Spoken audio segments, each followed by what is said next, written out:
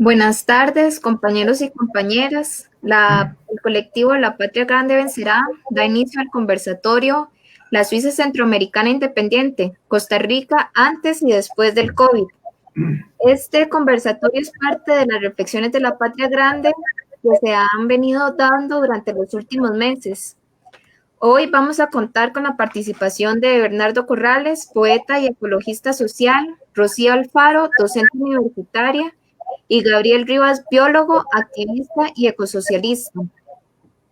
Ellos y ella nos darán un paseo por la Suiza centroamericana, abordando diferentes temas. Ahorita vamos a iniciar con Gabriel Rivas, con la pregunta principal, que sería la del conversatorio. La Suiza centroamericana independiente. Gabriel. Bueno, muchísimas gracias, compañeras y compañeros, por haberme invitado a este conversatorio. Para mí es un gran honor y un placer poder conversar con todas y todos ustedes en diversos países de Latinoamérica para dar un vistazo, bueno, a la situación en este país, Costa Rica, de que somos ciudadanos, pero nos sentimos lógicamente también parte de la gran patria latinoamericana. Primero, esta idea de la Suiza centroamericana, que sí, muchas personas nos preguntan del extranjero, ¿por qué a Costa Rica le dicen la Suiza centroamericana? Bueno, hay que aclarar que este viene de un ensayo escrito por un gran intelectual de los años 30, pero es más bien sarcástico como él lo utiliza. Él lo pueden encontrar también en internet si se los podemos facilitar. Él se llamó Mario Sancho. Pero era más bien para plantear una contradicción, que mientras hay un discurso oficial de Costa Rica como un país ideal, aunque Suiza tampoco es un país ideal, básicamente esta denominación esconde muchas realidades. Entonces me parece que es importante ir desmitificando esas ilusiones también sobre nuestro país y plantear de manera constructiva y revolucionaria contradicciones y también tareas que tenemos en el movimiento popular. Bueno, en primer lugar, como una indicación general, Costa Rica es cierto, es un país muy bello, es un país pequeño, tiene 51.100 kilómetros cuadrados, un poquito más de 5 millones de habitantes, pero también tenemos hermanas y hermanos de otros países, entre comillas, minoría, pero eso es también muy relativo, pero que se han ido integrando con nosotros. Podemos plantearlo más bien como un país de más o menos unos 5 millones y medio, 5 millones 600 mil habitantes. Porque también por la misma crisis en que nos vemos en este momento, hay una gran cantidad de personas, principalmente nicaragüenses, que han emigrado de Costa Rica, se han devuelto a su país. Entonces, esa es una como primera introducción que es importante. Otro mito muy repetido en la prensa internacional y muchas personas siempre nos preguntan es que se dice que Costa Rica es un país mucho más igualitario que otros países latinoamericanos. Bueno, en realidad los datos no dicen eso y hace rato que nos confirma más bien que Costa Rica es uno de los países más desiguales del mundo. Estos son datos inclusive del Banco Mundial. Si revisamos esa documentación veremos que ya hace un par de años se nos calificaba por el mismo Banco Mundial en esa categoría. ¿Qué quiere decir esto de la desigualdad? Bueno, un ejemplo es que hace 2 años el 10% de la población más enriquecida del país, o sea, la población burguesa o un poco, llamémosle así, gerencial, gerentes de esa burguesía, tenían ingresos de un 32 veces mayores a los del 10% más pobre. Entonces ahí vemos que no, Costa Rica tampoco no es esa, entre comillas, Suiza o no es ese país tan igualitario como se pensaba. Y poco a poco contradicciones que se venían planteando ahora nos han explotado. Un poco antes del COVID, ¿cuál era la situación, por ejemplo, en algunos indicadores? Bueno, a febrero de este año había 1 millón de personas en la informalidad. Y eso es prácticamente decir en la precariedad. Tal vez no todas las personas en informalidad son precarias, estaban en el precariado como una categoría, pero sí había por lo menos unas 800,000 personas de ese millón que estaban en esa categoría. Al mismo tiempo, ya había, a febrero de este año, unas 309,000 personas, que equivalía como a un 12% de la población económicamente activa, en el desempleo. O sea, una cierta formalidad buscando empleo de manera como activa. Y hoy en día es impresionante, pero hay por lo menos otras 310.000 personas más en ese desempleo. De hecho, y en uno de los documentos que les enviamos al grupo de WhatsApp de la Patria Grande Vencerá, se da un dato que es impresionante, que es de 1.710.000 personas que están ahora en lo que se llama fuera de la fuerza de trabajo. Significa que están con ingresos mínimos o prácticamente nulos. Esto muestra también algo importante. Algo muy interesante y que creo que hay que remarcar siempre es que en las estadísticas oficiales no se le da importancia a la gran cantidad de mujeres, ni se le daba, principalmente jefas de hogar, que daban una gran contribución social a su trabajo doméstico. Es un poco más del 50% de la población femenina económicamente activa, aunque no se le reconoce como tal en las estadísticas, pero un estudio muy interesante del Instituto Nacional de las Mujeres, que es como un ministerio de la mujer, el INAMU, y el Banco Central, que le dio una cifra también a ese aporte enorme al Producto Interno Bruto de nuestro país. De esas mujeres cuyo trabajo no es reconocido socialmente, aunque es importantísimo en el hogar, y eso como un poquito más de 15.000 millones de dólares. Es en esta Costa Rica anterior a esta crisis actual, estamos hablando de febrero, nuestro Producto Interno Bruto era evaluado en más o menos unos 63.000 millones de dólares.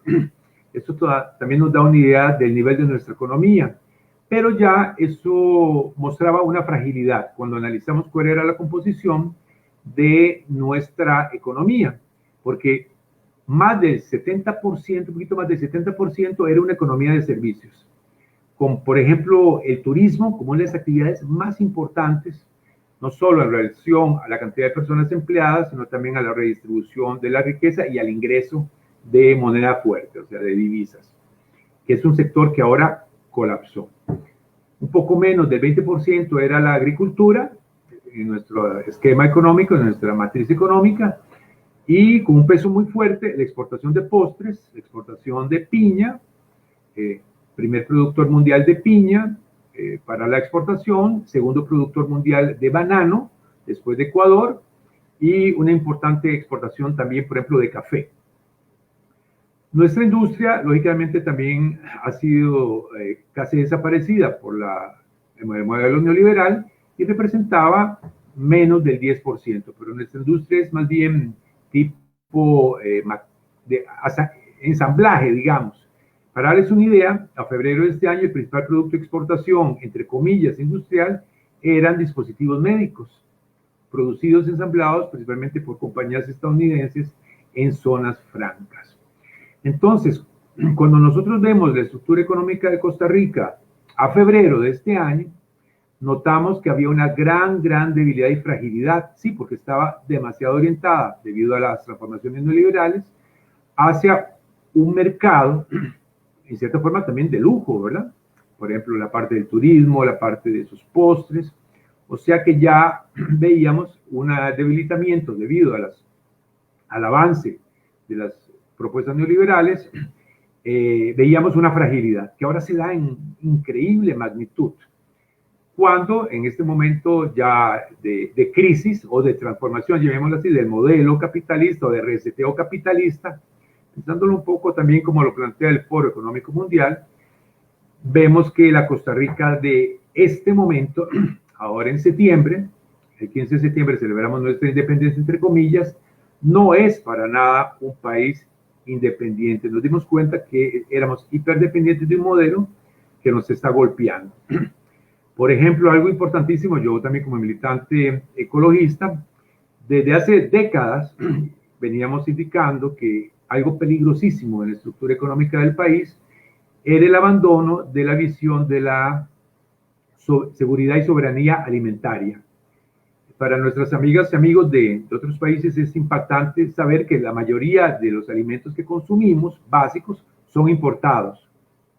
Por ejemplo, un poco más del 50% del arroz es importado, casi que el 75%, un poco más de los frijoles son importados. Claro, en este momento ha habido también una variación, porque debido a lo dramático de la situación, de desempleo, de pobreza. Muchísimas personas se han regresado al campo. Conozco muchísimos ejemplos de eso, por ejemplo, de colegas que trabajan en el sector turismo, porque yo en principio me gano la vida como biólogo, guía turístico y naturalista. Hemos visto también un regreso hacia el campo. En esta dirección también, y lo vamos a postear, es el llamado que el ecologismo le ha hecho al pueblo costarricense, ¿verdad? De vernos en esta crisis, pero también ver las potencialidades que tiene para la transformación de un modelo. Algo que está golpeando ahora de manera también dramática en niveles de desempleo, y hay que remarcarlo, es el nivel de desempleo juvenil, que en ese momento es de un 48%, es impresionante. Y eso también lo enviamos ahí al grupo de trabajo. Una cuestión que también es importante indicar es que dentro de la estructura económica del país ha jugado en los últimos años, aunque ahora está un poco transformándose, un peso enorme la presencia de trabajadores inmigrantes, principalmente, pero no solo de Nicaragua, en labores agrícolas, labores de vigilancia, labores de construcción, labores domésticas, etc. Y esto, de una forma casi que dramática, lo hemos, o la población costarricense misma lo ha descubierto en esta crisis, y es las condiciones de casi que semi-esclavitud, de enorme explotación, una relación casi que semi-feudal también de muchas de estas personas. Muchas se han tenido que ir, ¿verdad? Porque ha habido una reducción muy efectiva de las posibilidades reales de trabajo. A nivel ambiental, sí, Costa Rica tiene un prestigio muy grande a nivel internacional. Bueno, parte es cierto, porque parte es producto de las luchas populares que vienen de hace muchísimos años, de conservación de la naturaleza, no necesariamente tan estrictos en la línea del llamado desarrollo sustentable, pero creo que hay mucho mérito de las comunidades locales, grupos indígenas, grupos campesinos, también grupos urbanos, que con sus luchas han logrado importantes conquistas en la protección del agua, protección del bosque, lucha contra el extractivismo, pero que también en este momento se ven esas conquistas amenazadas. ¿Por qué? Porque indudablemente, después de esta crisis, que no olvidemos también que esta es una crisis del modelo capitalista y nos perderíamos si no lo vemos como eso. Realmente tenemos claro cuál ha sido la importancia de las burbujas del capital ficticio, la de 2007, 2008, 2009 y ahora esta otra, porque ya a finales del año pasado era evidente que iba a explotar otra burbuja de capital ficticio y que realmente explotó y está explotando, pero siempre hay ganadores. Los grandes capitales especulativos están ganando entre 8 y 10 billones, o sea, millones de millones de dólares en este reseteo capitalista de este año 2020. En el caso de Costa Rica, bueno, dejo este espacio ya para que Rocío, yo sé que ella también tiene un enorme conocimiento y está muy al día a día de qué es lo que se plantea para el país. Bueno, se va a dar y se está dando una lucha enorme, en la cual también nosotros los ecologistas estamos llamando la atención, y es tratar de transformar y destruir las conquistas de un Estado social de derecho, conquistas que vienen de los años 40 y posteriores, que lograron en un momento dado dar una cierta estabilidad, una mejoría importante en términos de salud y educación, para citar todos los aspectos, a la clase trabajadora costarricense, pero que ahora son conquistas que se ven seriamente amenazadas. Y también en lo ambiental, porque se oyen voces cada vez más fuertes que dicen que Costa Rica debería transformarse en un país extractivista, disque para salir de la crisis. Por el momento me quedo ahí, de acuerdo, para dar espacio a las otras compañeras y compañeros. Muchas gracias, Gabriel, por toda la intervención. Nos parece que es un marco bastante acertado sobre la situación de Costa Rica. Ahora pasamos con Rocío Alfaro. Bueno, muy buenas tardes. Gracias por la invitación. No sé si se escucha bien. Tengo aquí algunos ruidos de casa, pero bueno, agradezco muchísimo a los compañeros de La Patria Grande por la invitación.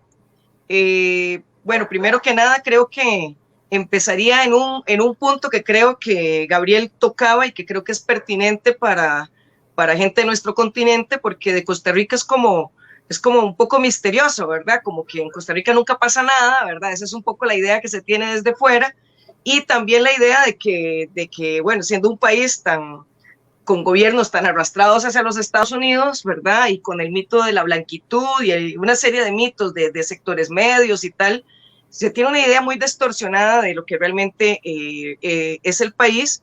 Y también tenemos la situación de ser un país cuyo cerco informativo, perdón, es realmente muy, muy fuerte. No solo para que nos entre información del resto del continente en general, sino también para que la gente del continente sepa de lo que pasa en Costa Rica, ¿no? Nosotros, primero que nada, habría que señalar que el tema de la Suiza centroamericana es un mito que en parte es de exportación, como señalaba Gabriel, pero también es un mito de autorreafirmación, ¿verdad? Es un mito fundacional de la identidad nacional, y se sustenta en algunas, como casi todos los mitos, en algunas pequeñas verdades, ¿verdad? Que son extrapoladas y son exageradas para tratar de generar un control sobre la población. Bueno, uno de ellos es la idea de la excepcionalidad histórica. Ese es un mal que tenemos varios países, ¿verdad? Latinoamericanos. La idea de la excepcionalidad, ¿verdad? Que mientras todos los demás países sufrían guerras o dictaduras militares, etcétera, bueno, en Costa Rica eso no pasaba. Nosotros tuvimos un proceso efectivamente un poco distinto. Las luchas y la incidencia del Partido Comunista en los años 40, pues no dio lugar a un movimiento armado por, digamos, que buscara realmente el control del Estado, sino que dio lugar a una correlación de fuerzas distinta, al punto que más bien generó un Estado más cercano a lo que teóricamente se señala como estado de bienestar. Entonces, una institucionalidad muy fuerte. Sin embargo, ¿verdad? Parte de la broma es que esto se garantiza mediante una especie de guerra civil que termina con un gobierno de facto, una junta de gobierno, que en sus primeros actos lo que hace es proscribir a ese Partido Comunista que fue parte de la base que sustentara, entre otras cosas, lo que sigue siendo, digamos, central del Estado Social de Derecho en Costa Rica, que es la Caja Costarricense del Seguro Social, ¿no? Esta que garantiza salud y pensión, ¿verdad? De una manera solidaria, universal, ¿verdad? Y que sigue siendo, pues, lo que ha sostenido mucho las condiciones históricas, las condiciones sociales del país. También hay un mito muy extendido del que creo que somos víctimas también otros países, como pueden ser otros países del Cono Sur, ¿verdad? Que es la idea de la blanquitud, ¿verdad? Un proceso de mestizaje muy bien realizado en el sentido de violento, en el sentido de lograr poner contra la pared, ¿verdad? En pequeños territorios a la población indígena, pero además principalmente de blanquitud mental, ¿no? La gente considera que es blanca, y esto es uno de los elementos ideológicos también que permite que la población costarricense tienda a no entenderse regionalmente, ¿no? El común de la población siente, ¿verdad?, que el resto de Centroamérica es como una casualidad estar aquí en la región, ¿verdad? Como que no hay una relación con nadie, ¿no? Es Costa Rica viéndose el ombligo, ¿verdad? Es para adentro. Y eso, pues obviamente ustedes entenderán que tiene implicaciones y complicaciones políticas. También habría que señalar que esa institucionalización fuerte también tiene que ver con no solo que se genera a través de las políticas de los años 40 del siglo pasado, no solo da, digamos, la electrificación casi nacional, total, digamos, todavía en manos del Estado, el tema de las telecomunicaciones también a cargo del Estado todavía al día de hoy, seguros, en fin, una serie de espacios estratégicos de la economía siguen estando bajo el Estado fundamentalmente por la resistencia popular, la resistencia de los movimientos populares, del movimiento sindical, del sector público, y ahora me quiero referir un poquito a eso. Y esa institucionalidad también se muestra en un aparato de los procesos electorales bastante afinado comparado con otros países, con procedimientos muy claros y tal, que permiten que los fraudes se realicen de manera legítima, principalmente previo a las elecciones y no bajo la vía de llenar votos o tal, ¿verdad? Que son las formas grotescas que conocemos en otros países, y eso ha dado lugar a que la gente perciba de sí mismas un proceso democrático maravilloso, increíble y tal, ¿verdad? Entonces, toda esta idea de la Suiza centroamericana, ¿verdad? Retoma puntos, ¿verdad? Y construye, ¿verdad? Una idea nacional que realmente sabemos que es falsa, pero que tiene elementos que desgraciadamente hacen que la gente, en la forma más clásica de la concepción de ideología, pues asuma, ¿verdad? Esa realidad invertida y pues para donde sea que vea, ¿verdad? La percibe así. Entonces, ¿qué tenemos sobre la política, las políticas neoliberales? O sea, ¿cuál ha sido el proceso? ¿Por qué Costa Rica, si tiene esas particularidades, se ha venido a pique tan violentamente en los últimos años? Porque es realmente, digamos, violento. Como decía Gabriel, nosotros tuvimos unos estándares, ¿verdad? Que dejaron de ser ciertos, pero quedó también el mito de ser la Costa Rica de las capas medias, la Costa Rica de la educación gratuita, la Costa Rica del acceso a la salud, a la seguridad social, pero tenemos población que poco a poco ha dejado de tener acceso realmente a esos derechos, y esta situación se ha venido generando de una forma paulatina, contrario a otros países latinoamericanos que los programas de ajuste estructural fueron violentísimos y que lograron implementar el modelo neoliberal de un momento a otro, vamos a decirlo así. En Costa Rica el proceso empezó desde el año 83 y ha sido de poco a poco, ¿no? A cada movimiento del neoliberalismo ha habido una enorme resistencia popular y entonces no han logrado incluir todo el proceso, todo el modelo, toda la agenda, pero en cada lucha logran incluir una parte, ¿no? Una parte que va socavando fundamentalmente ese Estado social de derecho y va generando las condiciones de polarización a las que llegamos en este momento. Estamos hablando de una Costa Rica que, por ejemplo, en las estadísticas más recientes muestra el 24.4% de desempleo abierto, o sea, el desempleo que incluye a los que del todo no tienen trabajo, pero que además lo están buscando, o sea, no incluye a lo que llaman los desanimados, o sea, las personas que ya dejaron de buscar un empleo. Estamos en un 24.4%, un brutal 30% para las mujeres,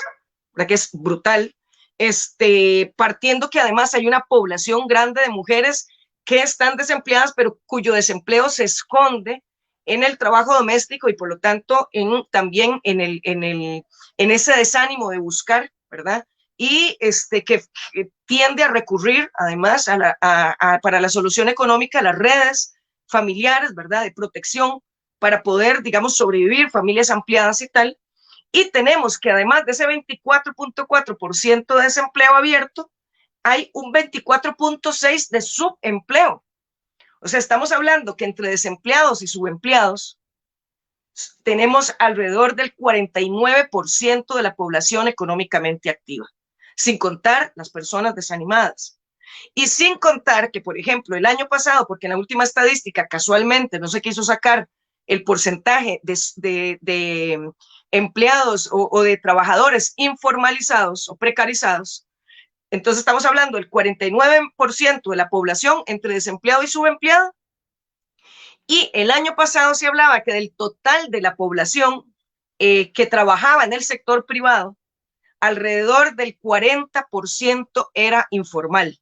Entonces estamos hablando de un sector muy grande que ya no percibe ni el salario mínimo que está garantizado en el Código de Trabajo de 1943, no puede acceder a la seguridad social, no puede acceder al aguinaldo, no puede acceder a las vacaciones, no puede acceder a ningún programa porque ni es sujeto de crédito. ¿Por qué? Porque no hay una planilla que le respalde, etcétera. Entonces son condiciones realmente muy violentas de pasar de ser un país que todavía en los años 90 se decía, seguía siendo un país típicamente de sectores medios, ¿verdad? O sea, que la franja entre los más ricos y los más pobres estaba muy llena, ¿no? Todo ese centro estaba muy lleno de un montón de capitas, de un montón de sectores. Ahora estamos terriblemente polarizados y según encuestas internacionales, estamos entre el octavo país más desigual del mundo, ¿no? En este momento. Y al haber sido un proceso, digamos, tan repentino, la misma población no ha logrado desarrollar las estrategias de sobrevivencia que tal vez en otros países se han logrado ir generando en función de la lógica más colectiva. ¿No? En Costa Rica, la idea, digamos, está por un lado la idea de un modelo que ha apoyado estrictamente a los grandes capitales, sean grandes capitales nacionales con vínculos transnacionales o directamente capitales transnacionales, toda una política fiscal, toda una política productiva orientada a esto, toda una política de mercado volcada a lo externo, como ya señalaba Gabriel, sino que, ¿verdad? Entonces son los grandes importadores y exportadores los que realmente golpean la mesa de los gobiernos todos los días, sino que además en la propuesta de solución a la población lo que se le vende es el discurso del emprendedurismo, ¿no? Entonces no es una economía social, no es una respuesta comunitaria, no es una respuesta colectiva, sino que es una respuesta absolutamente individualista con el lema del que puede, el que quiere puede, con el lema de lo que te hace falta es creatividad, lo que te hace falta es la chispa, ¿verdad? Etcétera, a pesar de que la historia de la mayoría de esos pequeños negocios no llega a más de 3 años para tener finalmente la quiebra de sus pequeños negocios, de sus pequeños emprendimientos, y sin embargo sigue siendo la propuesta que más se fomenta. Y tenemos entonces que ideológicamente la gente sigue asumiendo entre esto del emprendurismo y el discurso de la empleabilidad, en la cual lo que se le dice a la gente es, usted está desempleado porque no ha desarrollado sus habilidades, por ejemplo, blandas, o le falta, ¿verdad? Lo que usted tiene que hacer es mejorar su currículum, lo que usted tiene que hacer, como si los puestos de trabajo existieran y efectivamente yo no lleno los requerimientos para. Sin embargo, tenemos desde el peón, desde el más humilde trabajador que apenas tiene una escolaridad básica, apenas alfabetizado, hasta personas con postdoctorado que están desempleados. Y nadie puede decir, bueno, es que allá hay unos puestos de trabajo esperando. Sin embargo, el discurso es prácticamente culpabilizante de la misma población, crea que es su responsabilidad estar en una condición de desempleo. Y la única respuesta, como les decía, es una respuesta individualista ante problemas estructurales. Habría que agregar a esto que la lucha social se ha ido también pues resquebrajando, ¿verdad? Ahí ha habido una tendencia en la mayoría de las expresiones de movimiento popular fragmentarias. El movimiento, digamos, de izquierda político más bien tuvo un fuerte retroceso en las últimas elecciones, aunque ese retroceso es respecto de las elecciones anteriores, que hubo un avance que diríamos es la anomalía en la historia, porque realmente volvimos a las estadísticas que son, digamos, la constante en la historia de Costa Rica, que es que la izquierda tiene una representación casi que simbólica. En tiempos de lucha social son el referente, pero en tiempos de votación a la gente le da miedo y termina votando por la derecha o la derecha moderada. Eso es un poco la forma de comportamiento. Pero además tenemos la situación de que la sindicalización en Costa Rica tiene unos signos terriblemente perversos. ¿Por qué? Porque la sindicalización en Costa Rica está fundamentalmente en el sector público, ese sector público que es constantemente atacado por los neoliberales. Está ubicada ahí. Estamos hablando de que la tasa de sindicalización en el sector público es del 88%. Es una tasa bastante alta, considerablemente alta. Pero si pensamos en el sector, y el sector público, perdón, representa alrededor de un 14% de la población económicamente activa. Todo el resto, todo el otro 86% que está en el sector privado, que antes estaba en una estructura de mediana en las escalas de nuestro país, que es pequeño, ¿verdad? Entre mediana y pequeña empresa, en una estructura que abarcaba casi todo el sector privado. Ahora, pues, eso se ha ido resquebrajando y se ha polarizado, ¿verdad? Entonces, está la gran agroindustria, como la piña, que mencionaba Gabriel, con efectos espantosos sobre nuestra población, espantosos en cuanto a derechos laborales, espantosos en cuanto a contaminación del agua, espantosos en cuanto a deterioro de la tierra, brutal. Nada que haber avanzado desde los tiempos que se escribía Mamita Yunay, pero aparte de esos grandes negocios, tenemos pequeños negocios de alta tecnología que no generan transferencia tecnológica, o sea, que nos siguen garantizando ser dependientes tecnológicamente, y Los otros sectores, pues realmente cada vez más precarizados, ¿verdad? Cada vez con menores ingresos, garantizando menos ingresos y realmente empobreciendo más a la población. Son realmente estrategias de poder sobrevivir más que realmente empresas como la gente quiere percibirse a sí mismo. Pero entonces, me devuelvo, el sector privado, ¿cómo está la sindicalización? La tasa de sindicalización en el sector privado es del 3%. Y eso es parte de las enormes debilidades en las luchas sociales que se da en nuestro país. Termino porque veo que el tiempo va corriendo aceleradamente y aunque por ahí nos prometió Bernardo una parte de sus minutos, no vamos a abusarnos. ¿Cómo está la situación en este momento? En este momento, con esos datos espeluznantes, podríamos decir, bueno, es que la crisis sanitaria, el COVID-19 nos revolcó. No, el COVID-19 nos tomó en la peor crisis económica que ya estaba viviendo Costa Rica. Y aunque la etapa inicial de confrontación de la parte sanitaria es correcta, el gobierno empieza a hacer agua porque no se decide a sostener la estrategia que era efectivamente minimizar el intercambio, minimizar la presencia, la exposición de la población a la posibilidad de contaminarse, asumiendo como Estado, asumiendo como todos juntos el costo, el impacto económico a través de garantizarle a la población una renta mínima, que bueno, por lo menos aquí se planteó ni siquiera como renta mínima, se planteó como un bono, pero bueno, un bono para una población para que pudiera sobrevivir el periodo de enclaustramiento.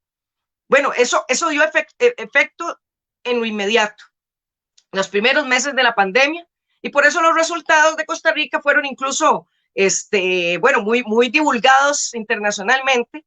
Pero ¿qué viene? Que viene después las cámaras empresariales, vienen los grandes capitales a decir, nosotros no vamos a financiar esto.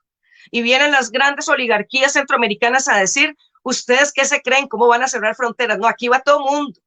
Y abren fronteras y empieza el comercio a funcionar. ¿Y qué? ¿Por qué? Porque el Estado no quiere cobrarle a los grandes capitales lo necesario para poder mantener la estrategia sanitaria que posiblemente a estas alturas habría logrado derrotar, digamos, o contener el contagio masivo, y en este momento estamos al borde del colapso de un sistema de salud que para muchos es, exceptuando obviamente el sistema sanitario cubano, posiblemente el mejor que hay en nuestro continente. Y estamos al borde en este momento del colapso. Un colapso que obviamente implica también una doble repercusión sobre la economía, ¿no? Porque entonces la gente no solo está con una fragilidad y una incertidumbre terrible para poder participar del mercado, para poder participar, digamos, de los movimientos normales, de la generación de recursos y de la producción de riqueza, sino que además, ante la posibilidad del contagio, ante la posibilidad de, tenemos una población, Costa Rica tiene una población con una serie de características sanitarias muy fregadas,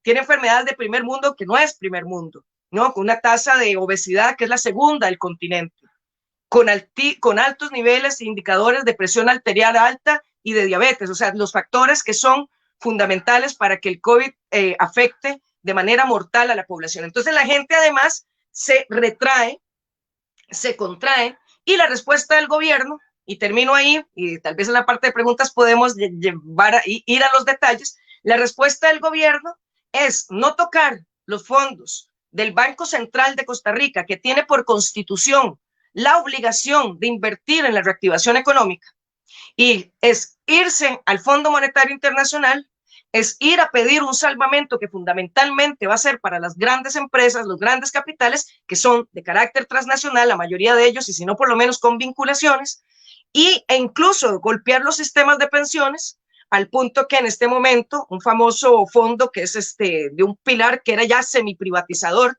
el ROP, se le está también otorgando a la población, o se le va a otorgar a la población en tractos muy chiquitos, para poder salvar a las operadoras privadas en lugar de cumplir con la función para la que fue hecho, que era brindarle seguridad social a la persona trabajadora. Entonces, tenemos que esto está haciendo, como todos sabemos, ¿verdad? Eso es de manual, caldo de cultivo de todos los peores fenómenos que de por sí ya se venían señalando, que de por sí ya se venían sintiendo, como es la enorme intromisión del narcotráfico en Costa Rica, En las poblaciones más vulnerables, obviamente, ¿verdad? Que es donde se quedan los rastros, las cuotas, ¿verdad?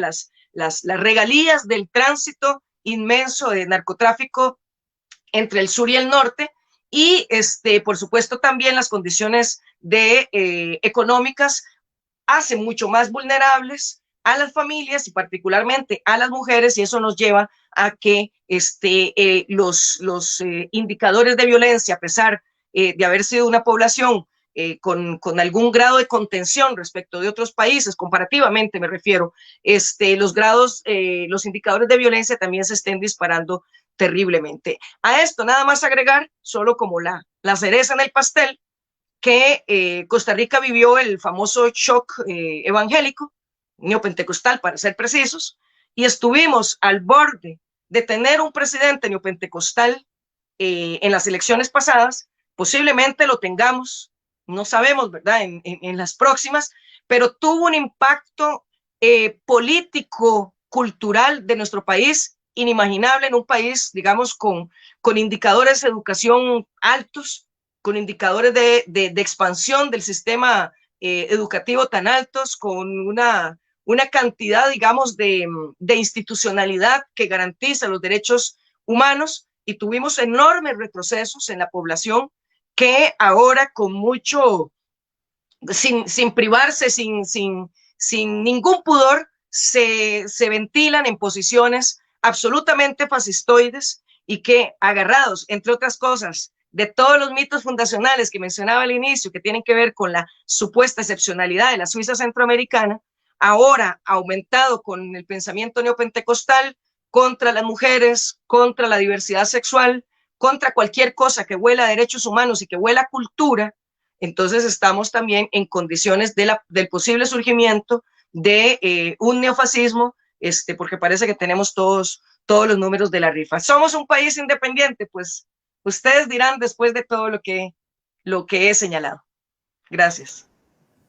Muchas gracias, Rocío. Nos ha dado bastantes datos importantes que nos muestran también que la parte del desempleo cada vez va a empeorar más, una violación también de los derechos, la precarización laboral. Sobre lo del Fondo Monetario, esperamos en un rato también hacer preguntas sobre eso, que también nos parece muy importante ese tema. Ahora, Lady Mora Rosales hizo un comentario y dice que nos están poniendo la soga al cuello, quieren endeudarnos y luego obligarnos a vender las instituciones que son las que mantienen el Estado Social de Derecho. Ahora continuamos con Bernardo.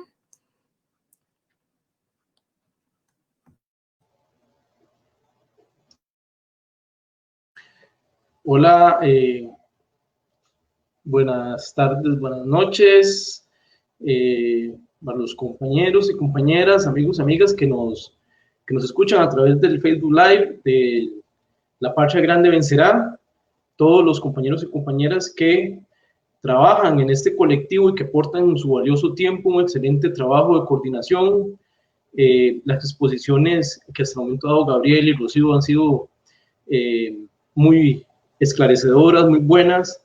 Yo voy a tratar de pasar a las preguntas, tratar de redondear algo.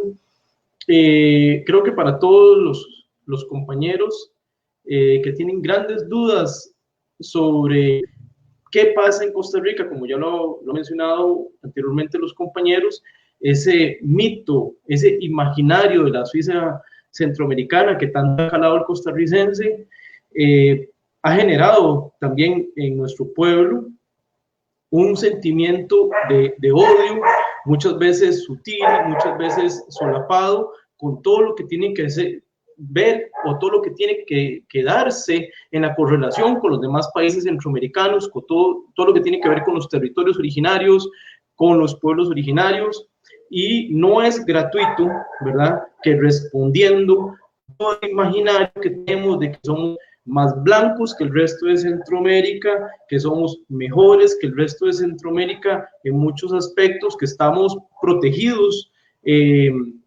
por una Virgen de los Ángeles, y se va un huracán para un país o se hace un terremoto más fuerte en otro país, es porque nosotros como costarricenses estamos protegidos por una virgen, como si los demás países de Latinoamérica no tuvieran también sus propias vírgenes, también, y que si tuvieran una lucha en el cielo o así, y que fuera siempre la Virgen de los Ángeles la que nos protege, y ahora hasta pasa en helicóptero protegiéndonos contra el COVID, ¿verdad? O sea, todo esto puede parecer que da risa y puede parecer que yo estoy queriendo como ofender o burlarme de las personas que son creyentes o que son de la iglesia, que vale decir iglesia o que es la religión hegemónica de Costa Rica, tiempos de la colonia. Entonces, pero no, todo esto tiene que ver con un imaginario de superioridad que no nos deja ver nuestras propias realidades, que nos hace magnificar los problemas de los países vecinos, que nos hace tener temor de todas las culturas que tengan que ver con nuestros rasgos autóctonos como latinoamericanos, pero que nos hace ver a nosotros como una burbuja, usando el término de la burbuja social. Nosotros somos como una burbuja social dentro de la gran comuna que es Latinoamérica, donde aquí nosotros no cometemos errores y donde aquí no pasa nada, no ha pasado nada, ¿verdad? Ahora que llegamos con esta crisis sanitaria, que como dijo Gabriel muy acertadamente, esto no es más que una crisis más del gran capital, es un gran reseteo donde el capital mundial está aprovechando, tiene la oportunidad de volver a decir, aquí empezamos, vamos los grandes capitales financieros del mundo, trasladamos la crisis, ¿a quién? A la clase obrera. Si podemos ver, y han puesto atención a las noticias a nivel mundial, la gran cantidad de fallecidos son personas que tienen ya, como se ha señalado, problemas graves de salud que son producto del sistema productivista, de todos los impactos que hay en la salud a nivel mundial por el capitalismo, toda la cantidad de estrés que estamos viviendo a nivel mundial por esta presión de tener que corresponder a un estándar de vida, tener que corresponder a un éxito inducido de belleza, de economía, de academia. Vemos cómo han subido los índices de suicidio, de depresiones, enfermedades mentales a este estrés. Entonces iniciamos en una pandemia, ¿verdad? Con problemas económicos, ya que venimos arrastrando desde el tiempo de Tratado Libre, que fue un parteaguas para la historia costarricense, donde hubo un gran movimiento social, que creo que fue el gran último movimiento social que pretendemos y ojalá podamos realizar y volver a unir, donde el Tratado de Libre Comercio le dimos la lucha hasta el fin. Todas las implicaciones del Tratado de Libre Comercio las estamos viviendo. Viene esta pandemia inducida, como ya lo decimos, inducida en el sistema que nos quiere meter en que estamos en quiebra por culpa de la crisis sanitaria, y todos esos problemas se agravan. Entonces, ese imaginario del tico de la Suiza centroamericana va a ponerse a la defensiva, ¿verdad? Y a decir, bueno, los problemas de contaminación que tenemos de COVID-19 son culpa de los nicaragüenses. Y se empieza a ver en las redes sociales un incremento al odio, un incremento a la xenofobia, ¿verdad? Pero también contra las clases más desposeídas de este país, contra la clase trabajadora y la clase obrera, que es la que produce la riqueza. Cosa que lo hemos ido eliminando también del lenguaje. En Costa Rica lo hemos eliminado del imaginario del costarricense muy convenientemente, de que no veamos los problemas, los trasfondos políticos, económicos, desde la lucha de clases. Ya nos hemos convertido también en una sociedad desclasada. Tiene que ver con lo que comentaba Rocío, donde se hizo, entre la brecha de ricos y pobres, se hizo un gran espacio de personas, gracias al Estado Social de Derecho, estas grandes conquistas, ¿verdad? Que vienen desde el Partido Comunista, desde el Partido Reformista más atrás, en los años 30 para atrás, e incluso los sindicatos con gran influencia anarcocomunista, anarcosindicalista. O sea, toda esta composición se borra de la historia del imaginario costarricense. Somos todos clase media alta, endeudada, ¿verdad? Que ya no nos tenemos que manifestar, que si nos manifestamos y nos dicen chancletud, vagos y todo, y nos amenazan con quitarnos el trabajo, nos replegamos. Entonces, ¿qué vemos? Que nosotros podemos sostener una economía desde la casa, desde el teletrabajo, y que nos vengan a dejar los servicios a la casa. ¿Quiénes nos vienen a dejar los servicios a la casa? La gran mayoría que es precariado. La gran mayoría que están en precariado, que son los que están expuestos a la contaminación. Esto lo enlazo con lo que pasa a nivel mundial, la gran cantidad de muertes que se usan también como un terrorismo mediático de todas las personas que no tienen acceso a la salud, de todas las personas que han sido negadas de los derechos universales y los derechos humanos de la salud. Y principalmente esto se empieza a dar en países con modelos donde ya se ha dado anteriormente la privatización, en países donde no hay un Estado social de derecho, en países donde no hay una salud pública, como si tenemos todavía en Costa Rica, que nos ha costado mucho defender. Entonces, aparte de que vemos estos dos panoramas y los podemos comparar en este momento, o sea, nuevamente podemos decir que es una cuestión de lucha de clases, que son las personas de la clase más vulnerable, la clase trabajadora, los que están sosteniendo la crisis, pero a la vez están poniendo los muertos, están poniendo los cuerpos, donde vemos, donde se incrementa la crisis también para los más vulnerables, los ancianos, los niños, las niñas, las mujeres, y vemos también como todo este mecanismo de la blanquitud, de que somos los mejores, de que estamos protegidos, empezamos a un estado de negación y nos quedamos enclaustrados, frenados, y empezamos en esta arremetida neoliberal que tiene varios componentes, y el primer componente es la aplicación de lo que han venido queriendo hacer desde hace muchos años en Costa Rica, que es la venta de todos los activos del Estado. Un dato más de agregar en todo este aparato ideologizador que nos moviliza un nacionalismo, que moviliza un cierto nacionalismo, que moviliza también un sentimiento superior de clase y un sentimiento superior de raza y un sentimiento también superior de estado intelectual ante los demás.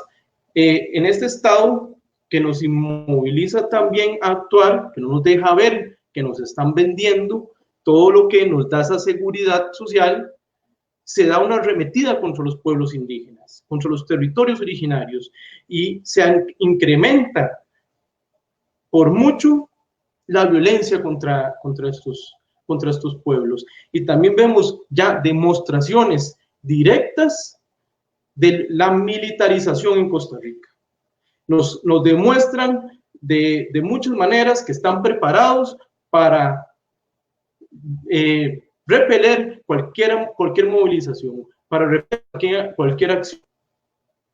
Ya vimos un video que estuvo circulando en las redes sociales, cómo desalojaron por medio de la fuerza a los artesanos en Puerto Viejo, un sitio que todas las personas que visitan las playas de Puerto Viejo en el Caribe de Limón, el Caribe costarricense, era muy visitado porque estaban todos los artesanos de la zona, ¿verdad? Ahora se usa de parqueo para un famoso restaurante, y lo primero que hacen es arrestar a un artesano, ponerlo contra el piso y aplicarle la rodilla en el cuello.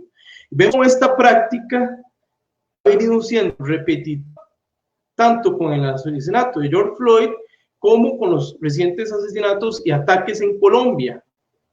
Y esto no es gratuito, es porque desde hace muchos años Costa Rica viene implementando en sus fuerzas policiales prácticas armamentistas y prácticas de choque ligados a las Fuerzas Armadas colombianas, que están ligadas a las Fuerzas Armadas norteamericanas y los Carabineros de Chile. Entonces, toda esta preparación del movimiento del Estado Social de Derecho, de una militarización de la policía, aparte de desmovilizar a los movimientos sociales, viene, como dijo Rocío, siendo la cereza en el pastel para decir que todo esto es fruto y producto de la crisis sanitaria, ¿verdad?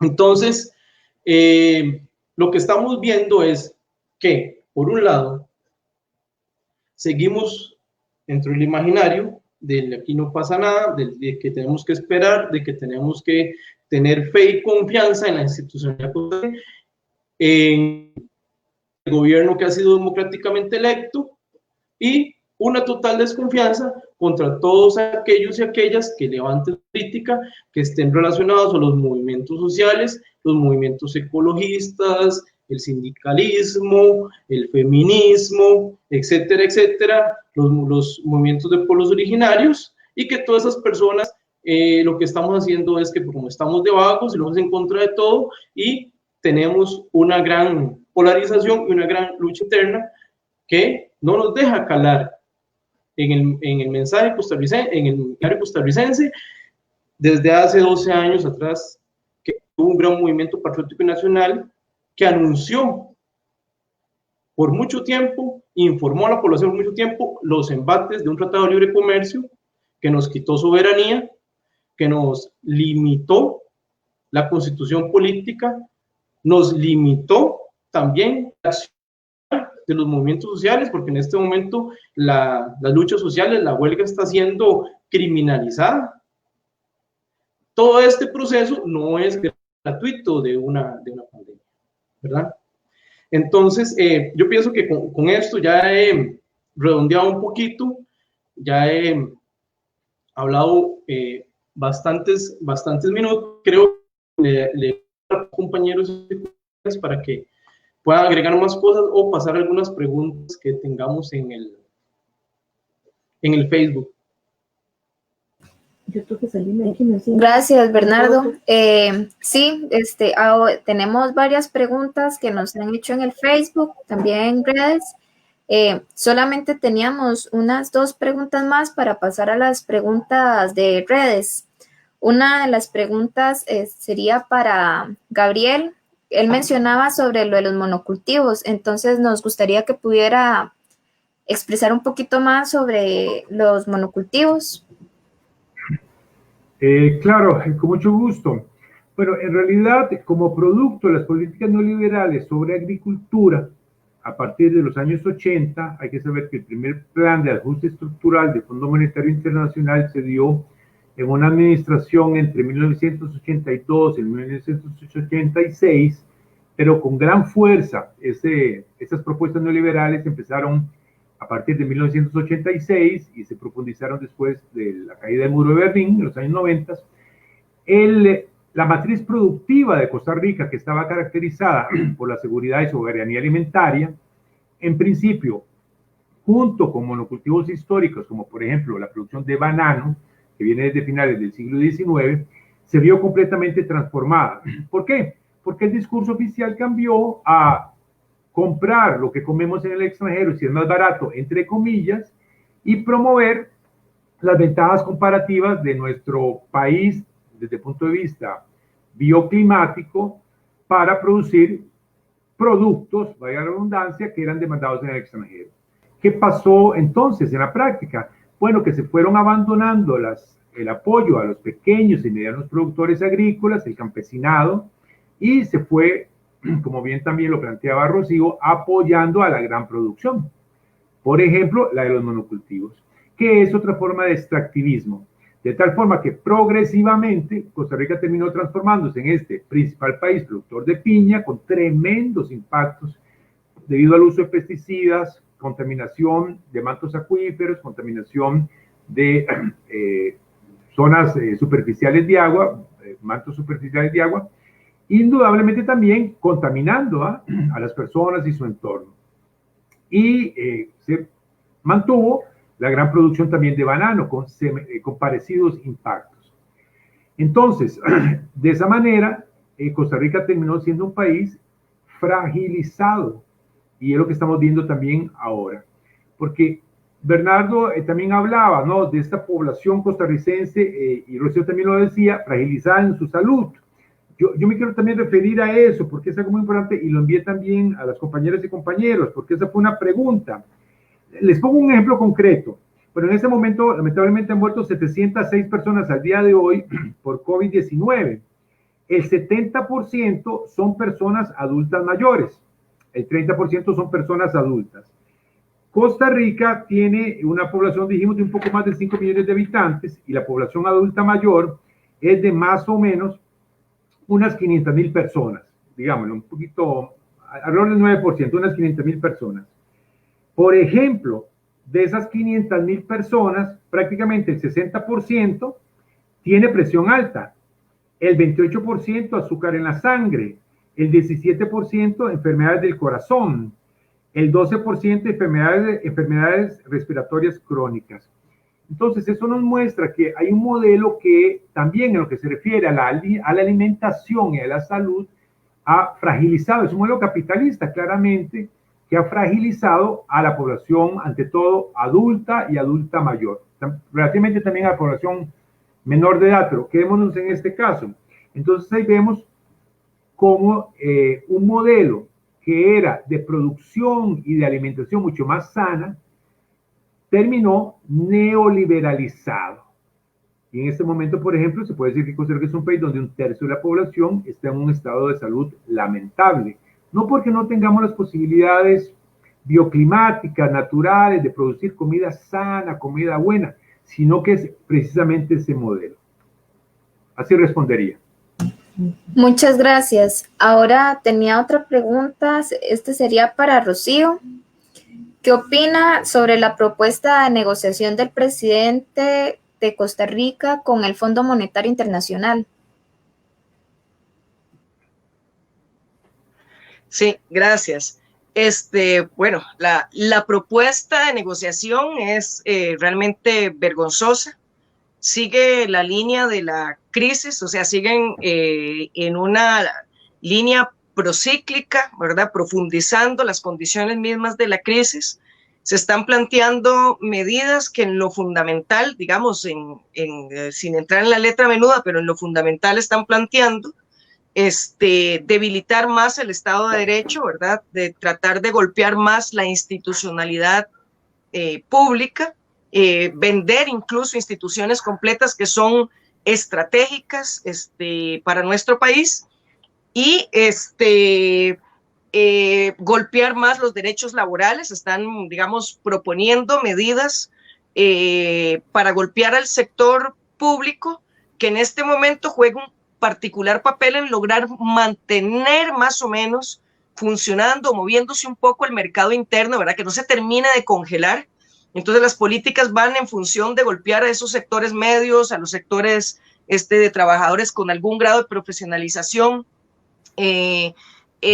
hacer ver que los derechos laborales que se han ganado a lo largo de décadas de lucha son privilegios, ¿verdad? Eso es parte del discurso fundamental con el que se golpea también, y se trata de legitimar todas las barbaridades que se están proponiendo. Y en general es no tocar a los grandes capitales, no tocar la enorme evasión fiscal que hay en nuestro país, no tocar la enorme elusión fiscal, o sea, la salida enorme de capitales a paraísos fiscales, no tocar la morosidad y otras estrategias menos legales que utilizan las enormes empresas que están apostadas en Costa Rica. Y entonces ¿de dónde sacar dinero? Bueno, sacar dinero finalmente de la misma población, ¿no? Hay medidas que podrían ser progresivas para poder, digamos, sostener o ofrecer, digamos, la respuesta efectiva a un préstamo que en este momento inyectaría economía, partiendo de que hay un banco central que, aunque tiene la obligación, no quiere sacar de los recursos existentes para inyectar en la economía nacional, para generar obra y poder reactivar o por lo menos sostener lo que en este momento existe. Y entonces algunas medidas progresivas, como pueden ser una tasa sobre las transacciones bancarias de un monto específico y el tipo por ejemplo, de transacciones especulativas, lo que hacen es ponerle un impuesto a una población que está ahogada, pero que dentro de la ahogada que está bancarizada, porque incluso para la ayuda que los primeros meses de la crisis sanitaria se dio, la gente más empobrecida, digamos, pasó el proceso de bancarizarse, o sea, de generar su propia banca, su tarjeta, su tal, y entonces ahora resulta que sacar el salario del cajero electrónico, que hacer una transacción, una compra en el supermercado, va a generar un impuesto más por encima de los ya cantidad de impuestos, ¿no? Se están generando, o se está proponiendo generar impuestos sobre el ingreso medio de los y las trabajadoras, y se está pues simplemente profundizando todos los rasgos de la crisis sin tocar a donde realmente debería tocarse, que los grandes capitales. Por el otro lado tenemos, porque es en Costa Rica, me imagino que en otros países está sucediendo lo mismo, hay una derecha aún más recalcitrante, una derecha fascistoide, una derecha que representa sectores que ya no se maquillan de democracia. Entonces plantean la bandera de no más impuestos, pero en general no más impuestos, o sea, el desfinanciamiento del Estado, el desmantelamiento de las instituciones de seguridad social, el desmantelamiento de la educación pública, todo, desmantelen todo, y aquí la ley de la selva, ¿verdad? Entonces tenemos que se aprovechan de la angustia, de la frustración de la población, para también proponer una alternativa que no es alternativa, sino una alternativa que es pues tirarnos abiertamente a la muerte, ¿verdad? Tirarnos hacia el neoliberalismo a rajatabla, y pues esto también lo estamos viendo. La propuesta en general pues no se sostiene, ni siquiera pareciera que va a generar los recursos suficientes para poder responder adecuadamente al volumen de préstamo que se está proponiendo, pero además hay que recordar que en el caso de las negociaciones con el Fondo Monetario Internacional, a diferencia del tipo de negociación característica del Banco Mundial, el Banco Mundial va adelante, ¿no? Dice, aquí están estos millones y es a cambio de esto. Aquí está la agenda, punto 1, punto 2, punto 3, punto 4, ¿verdad? Y con eso extorsionan a los gobiernos. En el caso del Fondo Monetario dicen igual, claro, ahí está la extorsión, aquí está el dinero, pero es el gobierno el que tiene que hacer la propuesta. Y nosotros tenemos gobiernos tan arrastrados, y en particular es tan arrastrado de los grandes capitales, que todas las propuestas son para proteger y para salvaguardar a los grandes, bajo el discurso ideológico perverso de decirle a la gente que el trabajo y la riqueza la generan los capitales y no el trabajo humano, ¿verdad? Y entonces son, como dice, no sé si lo usan en el resto de América Latina, pero en Costa Rica se utiliza, más papistas que el Papa. Van y ofrecen más de lo que les están pidiendo, y lo que están ofreciendo es desmantelarnos. Están ofreciendo, por ejemplo, una institución que es fundamental, que es la FANAL, que produce alcoholes y licores, que tiene un control que tiene que ver con la salud pública, pero además que tiene que ver con la posibilidad de que la Caja Costarricense del Seguro Social tenga acceso a todos los alcoholes necesarios para la salud a precio de costo. Y además le brinda una gran cantidad de ingresos al Estado para poder financiar los programas sociales, etcétera, ¿no? Por ejemplo, imagínense ustedes que se está ofreciendo que los patronos, no estamos hablando, no les preocupan los pequeños, el pequeño empresario, no, los grandes patronos no paguen lo que les corresponde de impuestos para las políticas de los programas que son hacia las poblaciones más empobrecidas, todos los fondos FODESAF, así como se llaman, que son los que financian a agro, son los que financian los programas hacia mujeres, los programas hacia la niñez, los programas de protección hacia adultos mayores, todo eso, entonces dejarlo, tras de que tenemos déficit fiscal, dejarlo en manos del gobierno. ¿Para qué? Para que los empresarios no tengan esa carga, pero a la vez se le cortan los salarios a la gente, se le quitan los derechos a sus anualidades, se le congelan los salarios por 4 años, y se plantea que esto es bueno, porque todos tenemos que aportar, ahí sí todos tenemos que aportar. Entonces es un descaro, ¿verdad? Ya eso es de manual, ya lo hemos visto en otros países, son los llamados salvamentos, que al final son salvamentos para el capital montados sobre la riqueza y el trabajo y el esfuerzo de todo un pueblo, que se le quitan de las manos y se le quita principalmente de la boca sus alimentos y sus derechos, y ese es el tipo de propuesta que estamos que estamos viendo con el Fondo Monetario Internacional. Realmente es hay una efervescencia nacional sobre la propuesta, no solo desde los sectores populares, también increíblemente los grandes capitales también se quejan porque querían que destruyeran más instituciones que las que se están ofreciendo. Pero bueno, eso de pronto, bien utilizado desde el movimiento popular, puede ser a nuestro favor, en el sentido de que por lo menos también tengan ruido, el gobierno tenga ruido también desde ese lado, ¿verdad? De que no están conformes, no los están sosteniendo, pero desde los sectores populares, pues parece que la reacción va a ser grande y espero no equivocarme sobre eso. Muchas gracias. Y aprovechando, una de las preguntas que están aquí en Facebook del Círculo Bolivariano Yamilet López, que quisieran saber un poco más sobre el impacto de las políticas actuales hacia la niñez y las mujeres. Okay. Para mí, sí.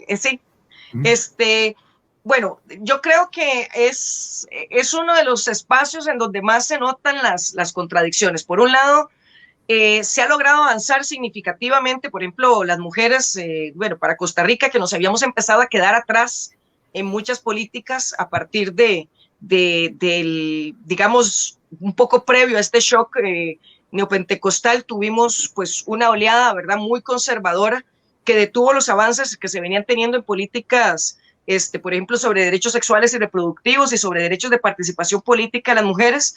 Ahora pues se ha avanzado y que se han logrado aprobar cosas que son debido a muerte, claramente, ¿verdad? Como es la norma técnica para el aborto impune, que es lo que normalmente llamamos el aborto terapéutico, que en Costa Rica existe desde hace más de 30 años, pero que por no tener una norma, no se podía aplicar, ¿verdad? De una forma muy divina, ¿verdad? De quitarle los derechos a las mujeres y de exponerlas a la muerte si caía en manos de personal médico fanático religioso principalmente, ¿no? Se avanzó también con respecto a los derechos, bueno, recién se acaba de aprobar la ley de contra la violencia, este tipo de violencia llamada acoso sexual callejero, ¿verdad? Que en Costa Rica también es como parece un deporte nacional, ¿verdad? Y han empezado a caer ya muchos de estos violadores en potencia, algunos, y violadores, de hecho, otros. Ha habido, digamos, también una visibilización del problema fundamental de la brecha económica salarial entre hombres y mujeres. El respeto sistemático a los derechos laborales en las mujeres ha sido incluso punta de lanza del actual Instituto Nacional de las Mujeres, ¿verdad? Ayudando a organizarse a las mismas mujeres, ya digamos, yendo más allá de lo solamente institucional, ¿verdad? Por las características de la compañera que se logró colocar en ese instituto, sin ser del partido de gobierno, más bien proviniendo desde la izquierda histórica del país, pues ha tomado, digamos, esto como casi que el INAMO como territorio liberado, bastión, digamos, para muchas luchas que se habían venido frenando. Se ha dado también una lucha muy importante que ha hasta creado un espacio unificado de mujeres de todos los partidos para la aplicación de leyes sobre la paridad en el ejercicio de la política, ¿verdad?